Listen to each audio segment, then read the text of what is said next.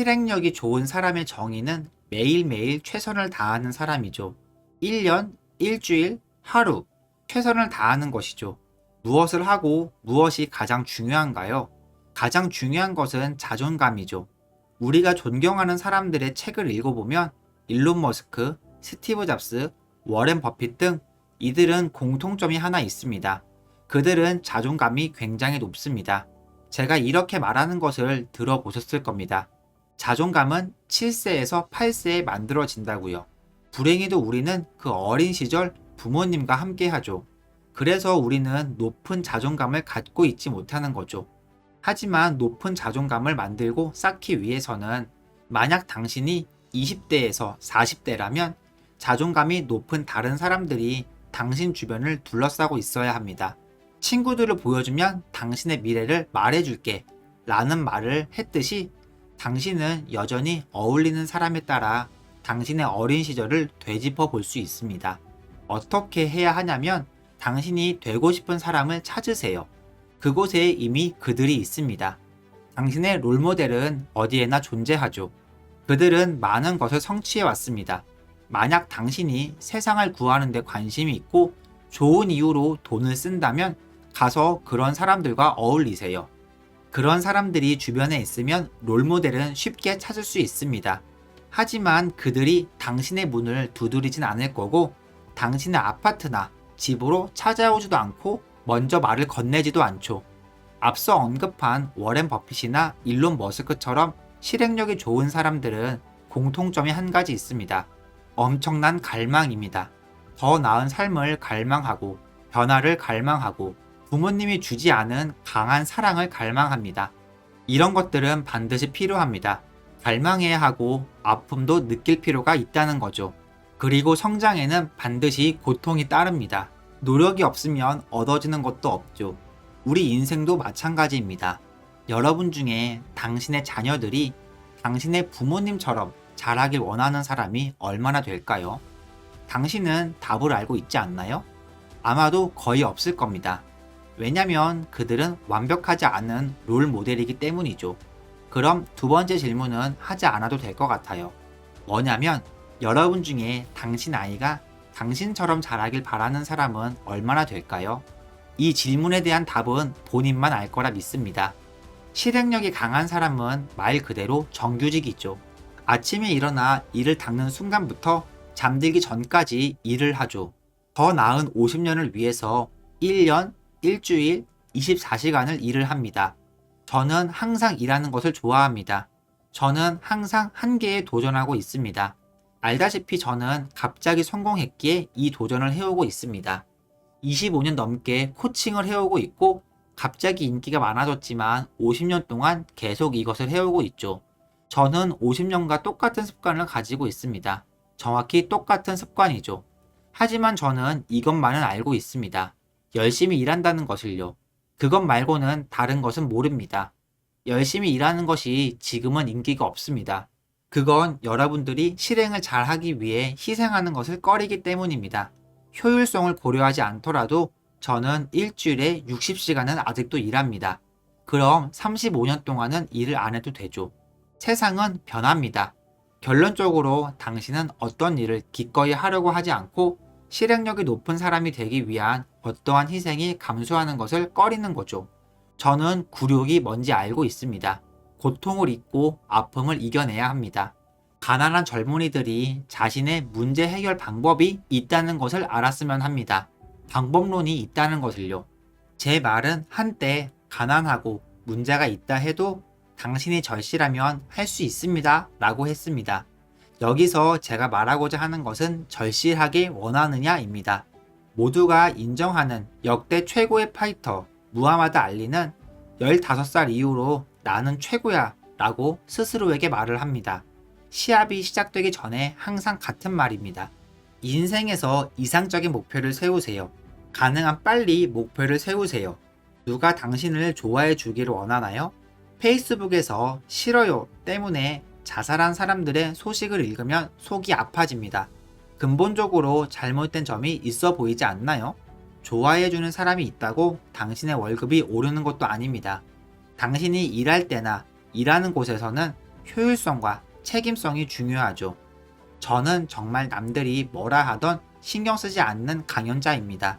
여기를 떠날 때 여러분이 저를 좋아하면 뭔가 잘못된 겁니다. 제가 엄청 잘못한 겁니다. 저는 저를 좋아해 주기 바래서 여기 있는 게 아니에요. 여러분이 모두 죽는다 해도 전 아무 상관없어요. 정말입니다. 스티브 잡스도 여러분을 전혀 신경 쓰지 않죠. 오늘 워렌 버핏도 여러분을 전혀 신경 쓰지 않습니다. 일론 머스크도 테슬라 자동차를 사지 않으면 당신에게 관심이 없어요. 이해가 되나요? 일론 머스크가 사람들과 어울리고 싶어 할까요? 우린 대답을 알죠. 아니요입니다. 여러분은 사람들과 어울리길 원해요. 집에 롤 모델이 서툴기 때문이죠. 저는 스티브 잡스를 잘 압니다. 일론 머스크도 알고 워렌 버핏도 알죠. 그들이 역경을 극복한 강한 사람들인 것도 알죠. 성공은 단서를 남깁니다. 지난 150년 동안 사업으로 가장 성공한 5명으로 불리죠. 그들은 모두 한 가지의 공통점을 가지고 있습니다. 그들은 정말 강한 사람들이라는 겁니다. 엄청 지독하게 최선을 다하는 사람들이에요. 당신은 지금 어디쯤에 있나요? 당신이 성공하기 전에 성공을 연습하세요. 긍정 암시문을 이용하거나 자동차 딜러를 통해서 돈이 없을 때 저는 자동차 판매소에 가서 차에도 앉아보고 가죽 시트 냄새도 맡아보고 만져보고 했습니다. 그리고 40년 전 그 시절 100만 달러의 집을 보러 갔었죠. 아내와 저는 그 집을 걷고 있었죠. 부동산 업자가 젊은 친구들 언제쯤 부모님이 오시죠? 라고 물었습니다. 아니요, 우리가 구매자입니다. 라고 했어요. 성공한 것을 연습해보는 겁니다. 살 수 있는 능력이 안 되는 그런 가게들을 가보세요. 그건 모두 가능하죠. 성공의 느낌을 느끼기 위해 노력했죠. 저는 여력이 되기 전에도 이런 비싼 양복을 입었습니다.